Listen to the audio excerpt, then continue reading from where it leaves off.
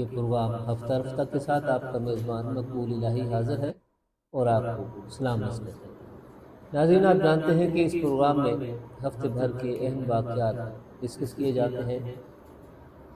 اپنے معروف تجزیہ نگار، انسانی حقوق کے کارکن جناب عنایت اللہ کاشف صاحب سے آراء ہم جانتے ہیں اور آپ کے سوالات کا جواب بھی کوشش کرتے ہیں کہ آپ تک پہنچایا جائے۔ پروگرام میں عنایت اللہ صاحب کو خوش آمدید کہتے ہوئے آج کا پہلا سوال میں یہ کہتا ہوں کہ خطے میں ایران اسرائیل جنگ کے بعد کی صورتحال کو آپ کس نگاہ سے دیکھتے ہیں؟ خاص طور پر پاکستان کی میزبانی میں گزشتہ ہفتہ ترکیہ، سعودیہ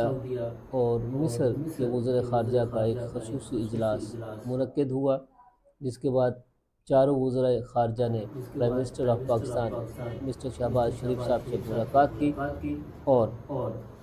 ملاقات کے بعد پاکستانی وزیر خارجہ نے چائنا کا وزٹ کیا۔ اس ساری صورتحال میں الحمدللہ پاکستان کا ایک مرکزی رول ہمیں دکھائی دیتا ہے اور جس کی سب سے زیادہ جلن اس وقت ہمارے مشرقی ہمسایہ بھارت میں دیکھی اور محسوس کی جا رہی ہے۔ عنایت اللہ صاحب، ایران اسرائیل جنگ کو آپ کس نگاہ سے دیکھتے ہیں اور آنے والے دنوں میں کیا پیش گوئی کرتے ہیں؟ بسم اللہ الرحمن الرحیم۔ ملک صاحب، سب سے پہلے میں آپ کا شکر گزار کہ پروگرام کو آپ نے ریگولر کر دیا، اور عبدالرحمن فریدی صاحب کا بھی مشکور کہ انہوں نے اس پروگرام کو جو ہے ہمارے ناظرین تک پہنچانے میں بھرپور مدد کی۔ اور جہاں تک آپ کے سوال کا تعلق ہے تو آپ جانتے ہیں کہ یہ جنگ 5ویں ہفتے میں داخل ہو چکی ہے، بلکہ اختتام پذیر ہے 5واں ہفتہ۔ اور جیسا کہ آپ جانتے ہیں بہت سارے لوگوں کا یہ خیال تھا، امریکن تجزیہ نگاروں کا یہ خیال تھا، امریکن اسٹیبلشمنٹ کا یہ خیال تھا کہ ایران اور اسرائیل کے پہلے حملے میں ہی ایرانی حکومت گر جائے گی اور ایران کو فتح کر لیا جائے گا۔ تو یہ خواب ان کا ادھورا ہی رہا اور یہ خواب ان کا پورا نہیں ہو سکا۔ 5 ہفتے گزر چکے، ایران کی حکومت ویسے کے ویسے قائم، اور یہ یورینیم حاصل کرنا چاہتے تھے، وہاں بھی ان کو ناکامی ہوئی۔ ایران کے انفراسٹرکچر کو تباہ و برباد کرنا چاہتے تھے، اس کے سیاسی سیٹ اپ کو تباہ و برباد کرنا چاہتے تھے۔ تو گویا ہر وہ خواہش جس کی ٹرمپ اور اس کے حامیوں نے ایک کی تھی، وہ ساری کی ساری خواہشیں دھری کی دھری رہ گئی ہیں۔ ایران مقابلہ کر رہا ہے۔ کل 52B کے ذریعے ایران پر شدید قسم کی بمباری کی گئی، 2000 ٹن وزنی بم گرائے گئے، لیکن ایران جو ہے وہ ثابت قدم کھڑا ہے، اور اب تک جو ہے وہ ثابت قدم چلا آ رہا ہے۔ اور اب تو انہوں نے جو چھوٹی موٹی وہاں پر کوتاہیاں تھیں، کمیاں تھیں، ان کو بھی کور کر لیا ہے، اور انہوں نے دوبارہ جو ہے وہ اپنے آپ کو سمیٹ کر دوبارہ اپنی گرفت جو ہے وہ مضبوط کر لی ہے۔ تو ایران کی رجیم تبدیل نہیں ہو سکی، ایران کا میزائل پروگرام ختم نہیں ہو سکا، ایران کا جو جوہری افزودگی کا عمل جس کو یہ افزودہ شدہ یورینیم حاصل کرنا چاہتے تھے، عنایت اللہ صاحب اگر آپ مجھے اجازت دیں تو میں آپ سے یہ جاننا چاہوں گا کہ پہلے مرحلے میں امریکہ اور اسرائیل نے ایران کی جو مرکزی قیادت ہے، لیڈرشپ ہے، خامنہ صاحب جس میں سر فہرست ہیں، وہ انہوں نے اپنا ٹارگٹ جو ہے بڑی کامیابی کے ساتھ حاصل کیا، مگر اس ٹارگٹ کے بعد ایران ایک نیا ایران ابھر کے سامنے آیا، اور اس ایران نے دنیا بھر کے جو اندازے ہیں، دنیا بھر کے جو تبصرے اور تجزیے تھے، ان کو بالکل الٹ کر رکھا۔ مطلب صاحب اس میں کوئی شک نہیں کہ خامنہ صاحب اور ان کے بہت سارے لیڈر جو ہے اور سائنسدان اور بڑے مرکزی قیادت کو جو ہے پہلے حملے میں ہی مار دیا گیا، لیکن میں ایک چیز پہ اب بلیو کروں گا، وہ یہ کہ شخصیات اہم نہیں ہوتی، وہ سسٹم اہم ہوتا ہے۔ امریکہ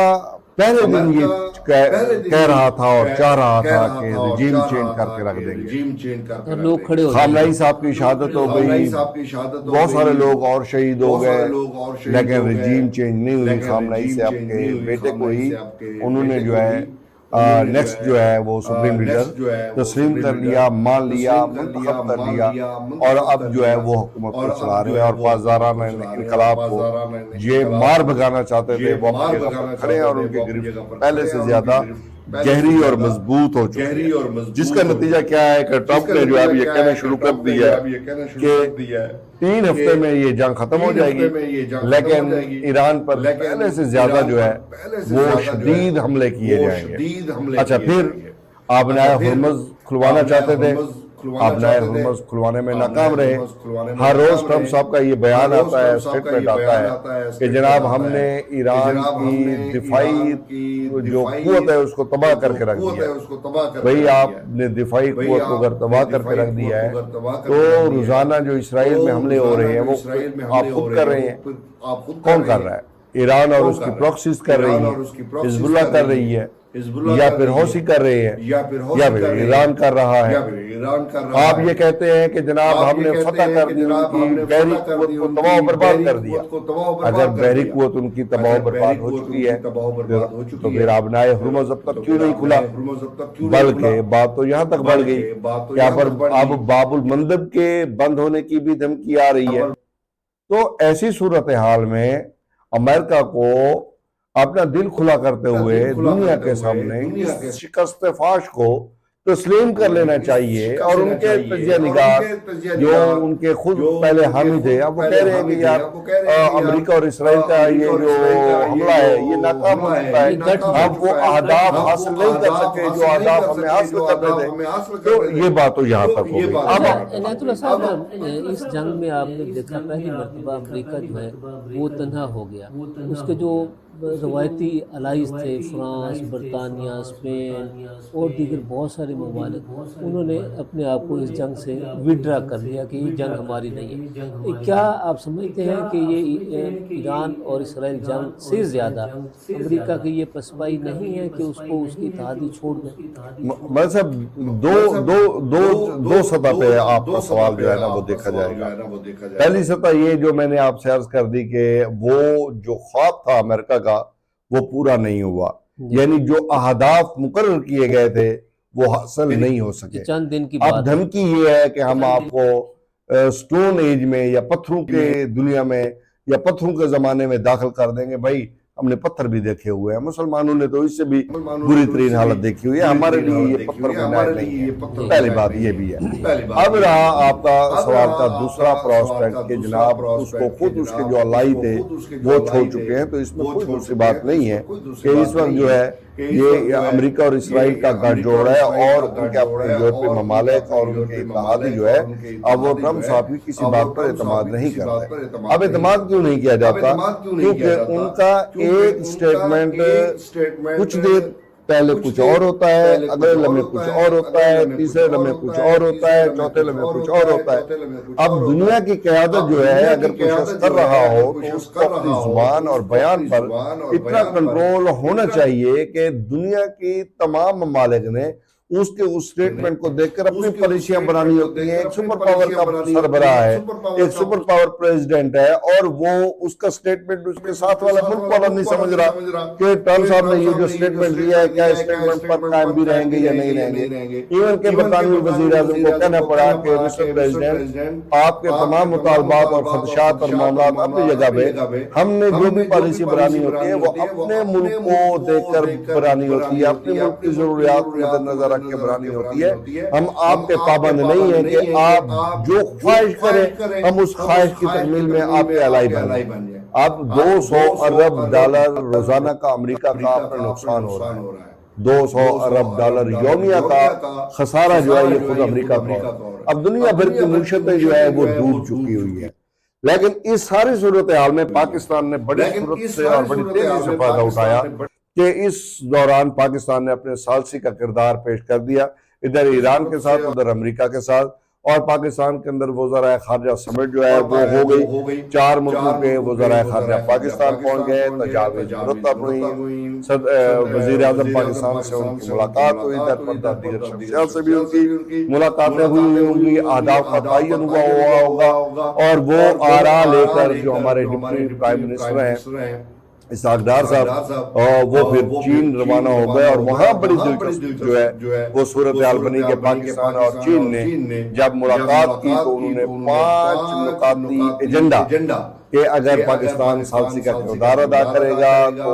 کیا کیا ہمارے مطالبات ہوں گے، پاکستان اور چائنا نے مل کر 5 مطالبات، اور وہ مطالبات جو ہے اس میں کیا ہے کہ فوراً جنگ بندی کی جائے، جو علاقے شدید ترین بحران کا شکار ہے وہاں پر ادویات اور دیگر ضرورتوں کا سلسلہ شروع کیا جائے، اور ہرمز کھولی جائے، اور دیگر اس طرح کے 5 مطالبات تھے جو کہ بین الاقوامی قانون کے تحت تھے۔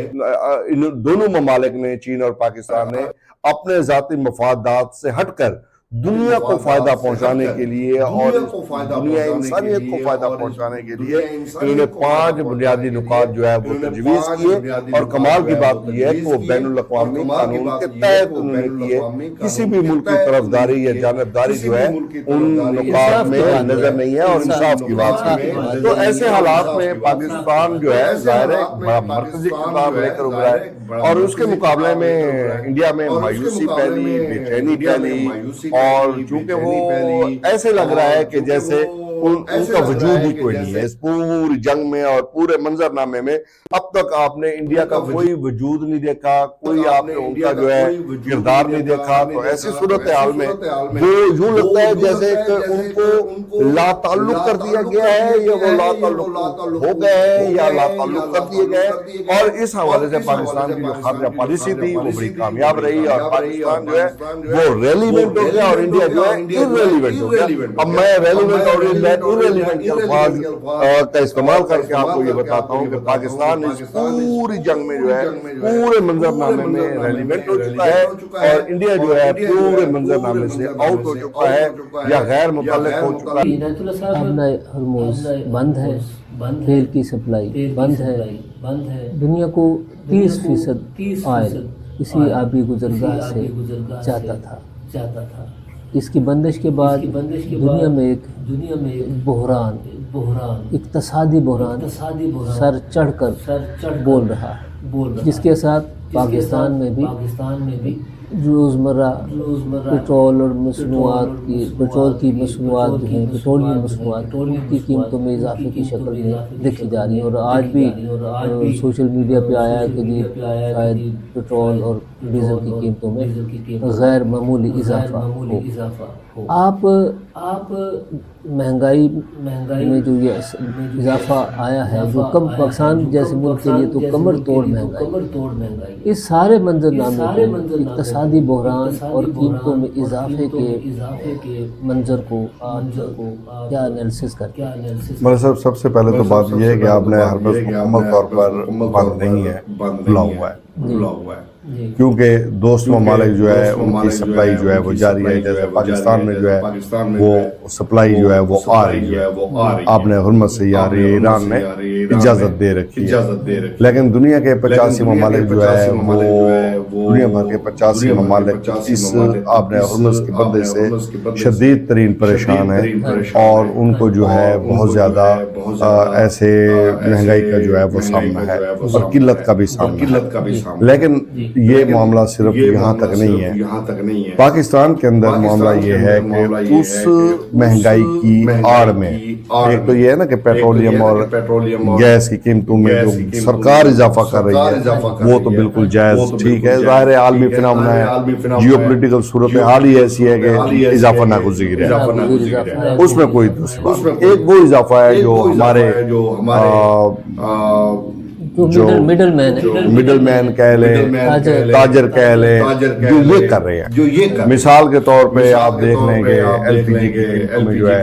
راتوں رات اضافہ کر کے 5,500 سے زائد تک قیمت پہنچا دی ہے ایک سلنڈر کی،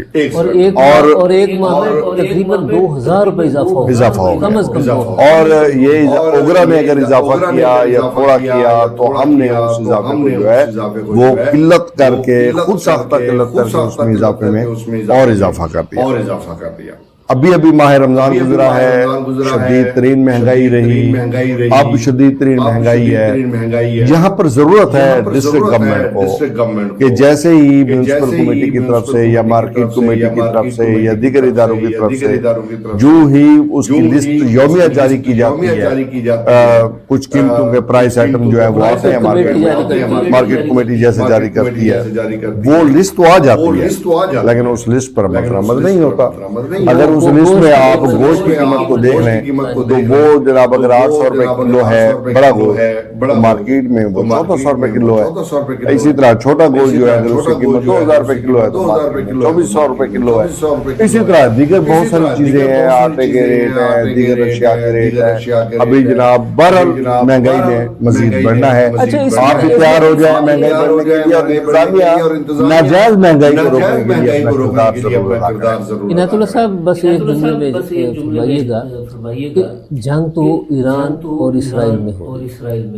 ہمارے ہاں یہ جو معاشی جنگ ہم پر مسلط کر دی گئی ہے، یہ ناجائز منافع خوری کی شکل. ہم ایک قوم جو نظر آنا چاہیے، دکھائی دینی چاہیے، وہ قوم کہاں ہے جو ایک دوسرے کا دکھ بانٹتی، ایک دوسرے کے ساتھ غمخواری کرتی. امت روایات میں کھو گئی اور مہنگائی جو ہے نا ملک صاحب، پاکستان میں ایک بھیڑ چال چلی سن 1980 کی دہائی کے بعد. وہ بھیڑ چال آج تک جاری ہے. قوم بڑھ چکی ہے فرقوں میں، قوم بڑھ چکی ہے لسانی فسادوں میں، قوم بڑھ چکی ہے مختلف طبقات میں. کوئی امیر ہے، کوئی غریب ہے، کوئی شاہ ہے، کوئی اس کا جو ہے وفادار ہے یا کوئی امتی ہے. وہ اتنے اس کے سیگمنٹ بن چکے ہیں، اتنے سیگمنٹ بن چکے ہیں کہ وہ قوم نہیں رہی اور پھر امت تو امت ہی نہیں رہی. ہم شیعہ بھی ہیں، سنی بھی ہیں، بریلوی بھی ہیں، دیوبندی بھی ہیں، اسی وقت ہم لوکل بھی ہیں، مہاجر بھی ہیں، اور اسی وقت جو ہے ہم آپٹیمسٹ بھی ہیں، پیسمسٹ بھی ہیں. ہم پتہ نہیں کیا کیا ہے. ایسے حالات میں جب قوم ایران کی ہے کھڑی ہے نا، لڑ گئی ہے شدید ترین اختلافات کے باوجود زائدان کے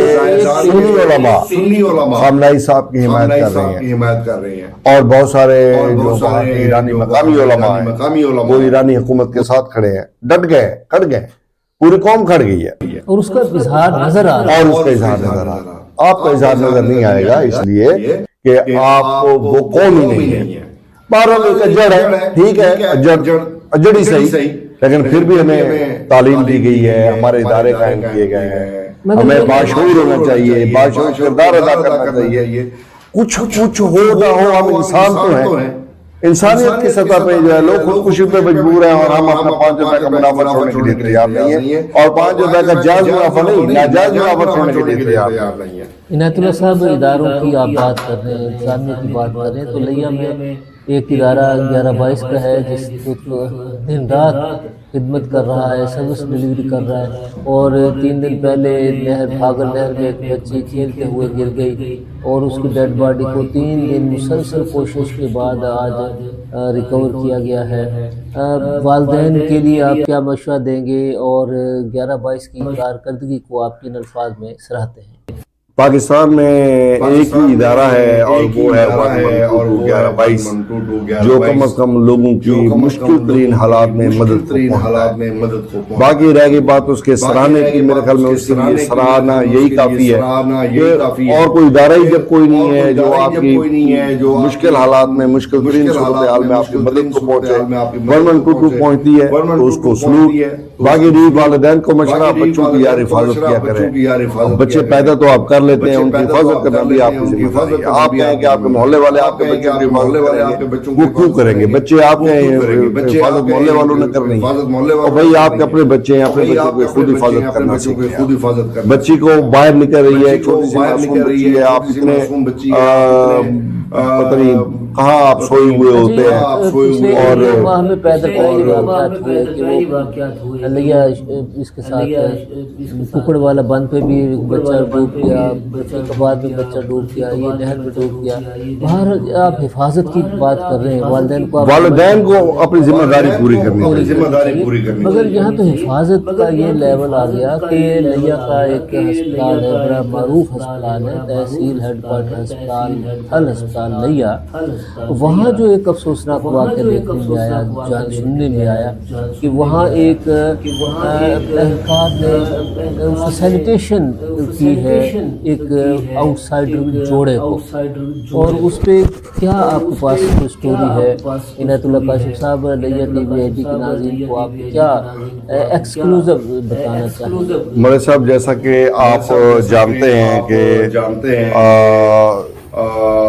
پاکستان میں جو ہے یہ جو تھال ہسپتال یا میاں محمد نواز شریف ہسپتال ہے,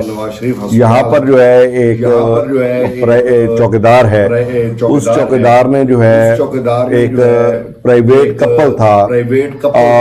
عزیز فارم سائڈ کا, اس کو فیسیلیٹیٹ کیا, او پی ڈی کھول دی, اس کی چابی اس نے اٹھائی, اس کو کھول دی, اور وہاں پر انہوں نے جو ہے ان کو روم دے دیا اور تمام تر چیزیں ان کے حوالے کر دی, اور وہ روم ساری رات کھلا رہ گیا. اگلے دن کہا ملی کہ جناب آج تو او پی ڈی کھلی ہوئی تھی. جب اندر اس کو چیک کیا گیا تو اس کے اندر کچھ ایسے شواہد ملے جس کی بنیاد پہ یہ کہا جا سکتا ہے کہ وہاں پر کچھ ایسا ہوا جو کہ نامناسب تھا. مشکوک چیزیں بھی برآمد ہوئی, ان کو قبضے میں لیا گیا, اور اس کے بعد پھر تحقیقات کا عمل شروع ہوا, اور ایک درخواست جو ہے وہ دی گئی, سی سی ٹی وی فوٹیج دیکھی گئی. سی سی ٹی وی فوٹیج میں یہ آیا کہ وہ چوکیدار جو ہے 2 بجے کے لگ بھگ 4 بجے کے لگ بھگ جو ہے وہ وہاں سے چابی اٹھاتا ہے او پی ڈی کی, اور وہ کھول دیتا ہے, اور اس کے بعد جو ہے پھر اس وہ جوڑے کو اندر داخل کیا جاتا ہے, اور اس کے بعد وہ کچھ دیر وہاں پہ رہتے ہیں,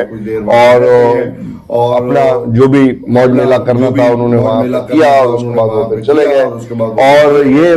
اگلے دن یہ انکشاف ہوا کہ جناب وہ تو او پی ڈی کھلی رہ گئی تھی. جب دیکھا گیا سارے واقعے انتظامیہ یا ہیلتھ انتظامیہ نے کیا ایکشن؟ دیکھیں ملک صاحب نیچرل تھا جب یہ سارا کچھ ہوا, اور جب وہاں پر ڈاکٹر صاحبہ آئیں اور انہوں نے ان چیزوں کو آبزرو کیا, تو پھر دیگر عملہ بھی وہاں پہ آیا, انہوں نے اپلیکیشن دی ایم ایس صاحب کو, پھر اس پہ ایک انکوائری بیٹھی, انکوائری نے پھر تحقیقات شروع کی کہ 2 بجے کے بعد سے لے کے رات تک جو ہے اس سی سی ٹی وی فوٹیج کو لوکیٹ کیا گیا, دیکھا گیا, تجزیہ کیا گیا, تو انالیسس میں یہ آیا کہ کون کون لوگ شامل ہیں. اب ہسپتال انتظامیہ ان کو بھی جو ہے وہ شناخت کر چکی ہے, آئیڈینٹیفائی ہو گئے ہیں ملزمان کون ہیں, اور ان کا اپنا چوکیدار جس نے چابی اٹھائی اس کو بھی آئیڈینٹیفائی کر لیا گیا. اور اب جو ہے اس کو انکوائری کے بعد جو ہے لیٹر جاری کیا گیا, اور اس کو جو ہے شوکاز دیا گیا کہ اس پر یہ الزامات ہیں پی ڈی ایکٹ کے تحت, اور جو ہے وہ اس کو نوٹس جاری کر دیا گیا ہے کہ 7 دن کے اندر الزامات کا جو ہے وہ جواب دیا جائے. اور اس کے علاوہ جو ہے پولیس کو بھی, مقامی پولیس کو بھی وہاں کے جو ایم ایس ہیں انہوں نے رجوع کیا, اور ایک اپلیکیشن جو ہے وہ پرائیویٹ افراد کے خلاف بھی دی جا رہی ہے. جی, اب اصلاح مشورے جاری ہیں یا دی جا چکی ہے؟ چونکہ یہ لیگل پروسیس ہوتا ہے, اپلیکیشن جو ہے پولیس کے ساتھ, چونکہ یہ پرائیویٹ سلسلہ تو ہوتا نہیں ہے کہ جناب آپ جائیں گے اور اپلیکیشن دے دیں گے یا زبانی فلاش کر دیں گے تو آپ کا کام ہو جائے گا. یہ تھرو پروسیس ہوتا ہے, اپلیکیشن تیار ہوتی ہے, اپلیکیشن تیار ہونے کے بعد پھر اس پہ نمبر لگتے ہیں, چیزیں لگتی ہیں, پھر ڈاک فارورڈ ہوتی ہے, تو یہ جو ہے پروسیس ہو رہا ہے. امید ہے یہ 1-2 دن تک چیزیں کلیئر ہو جائیں گی. اچھا, اس سے ایک ملتی جلتی بات ہے ہنی ٹریپ. اسی سے ملتی جو یہ تھوڑے سے لالچی ہے. جب آپ اس کو ڈیپ ہسپتال والی ایشو کی ڈیپ اسٹڈی کریں گے, اس کو انکوائری ہوگی تو یہ معمولی سا لالچ ہوگا. اچھا اس میں تھوڑا سا فرق ہے, ہسپتال کی سٹوری میں فیسیلیٹیشن نظر آتی ہے, سہولت کاری نظر آتی ہے, چوکیدار نے معمولی پیسے لے کے جو ہے ان کو جگہ مہیا کی اور وہاں پہ ان کو جو بھی معاملات تھے وہ کرنے کا موقع دیا. یہ تو ایک سہولت کاری کے حوالے سے ایک معاملہ ہے. ہنی ٹریپ کا جہاں تک تعلق ہے, ہنی ٹریپ کو اگر آپ دیکھیں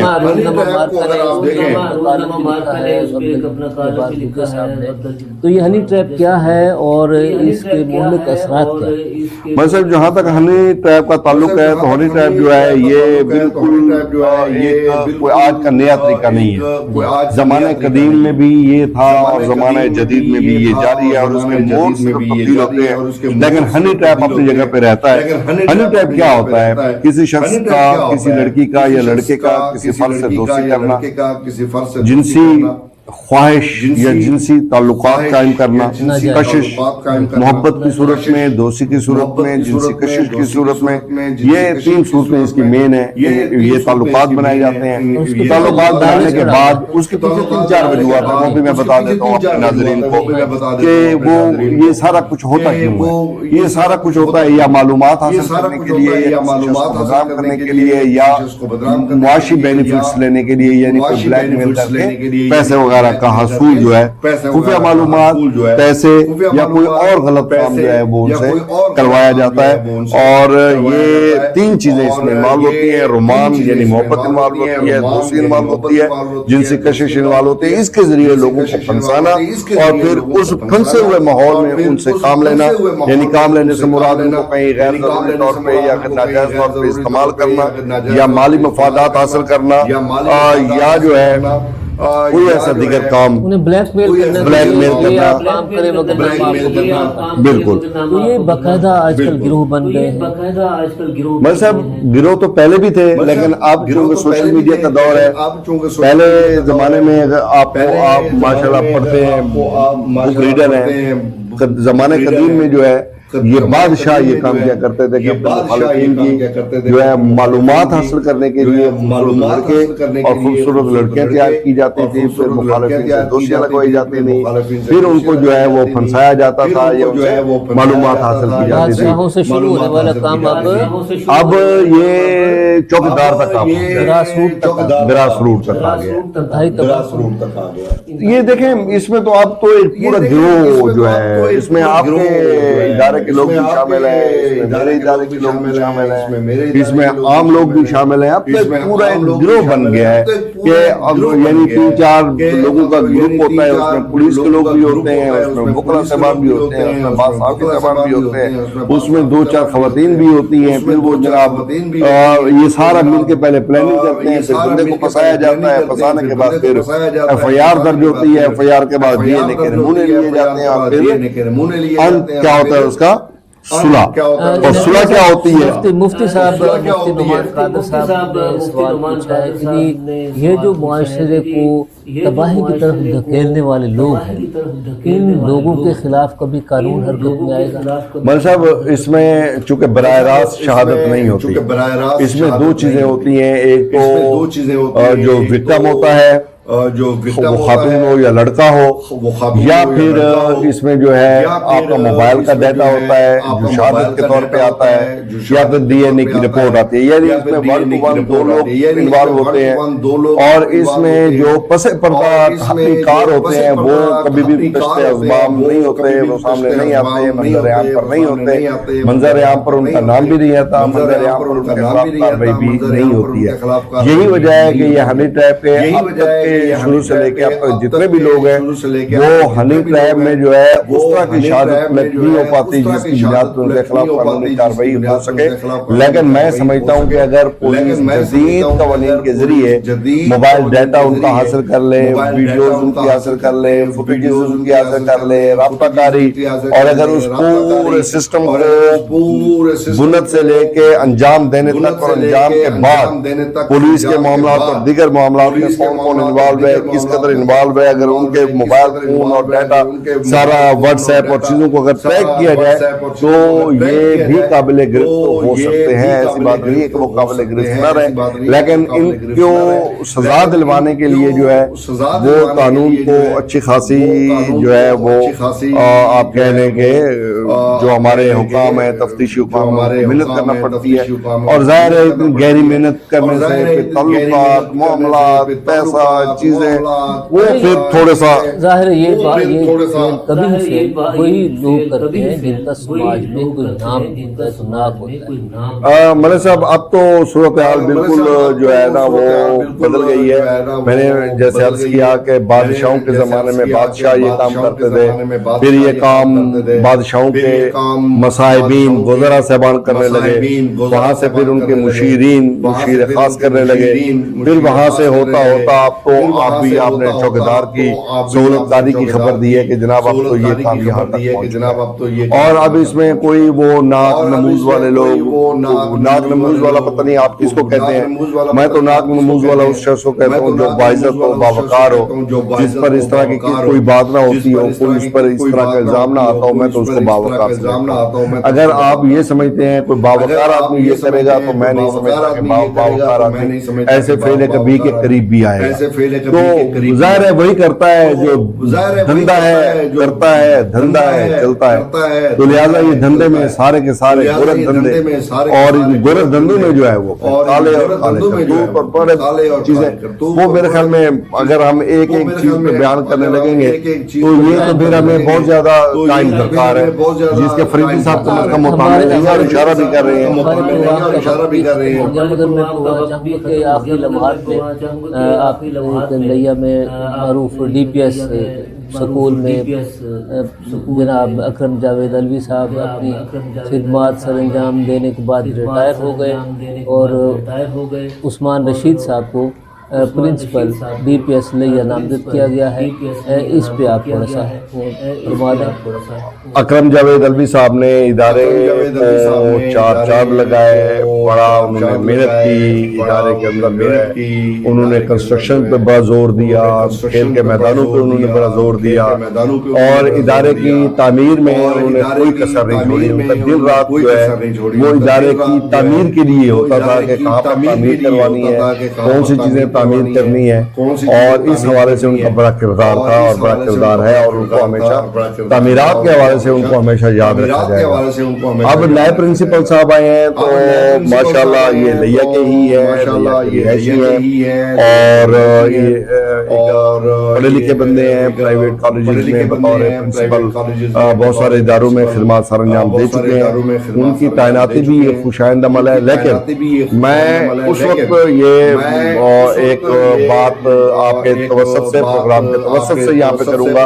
کہ گزشتہ کچھ عرصے میں نئے سال کی نیا تعلیمی سال شروع ہونے سے پہلے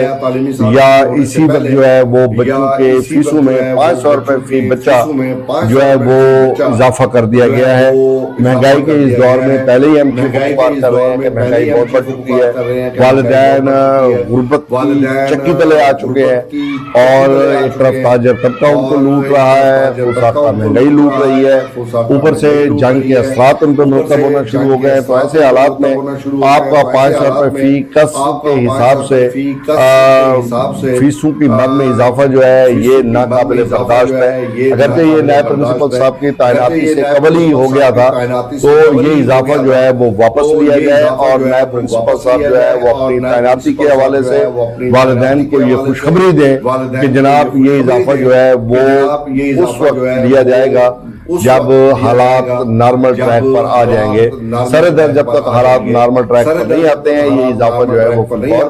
واپس لیا جائے. بہت شکریہ عنایت اللہ کاشف صاحب, بہت شکریہ پروڈیوسر لیا ٹی وی آئی ڈی عبد الرحمان فریدی صاحب کہ آپ کی کوششوں سے اور آپ کے تعاون سے یہ پروگرام لیا کے ناظرین تک پہنچا. پروگرام کے اختتام پر اپنے میزبان مقبول الہی کو اجازت دیجیے کہ آپ جہاں بھی ہوں اپنے حصے کی شمع روشن رکھیے. اللہ نگہبان.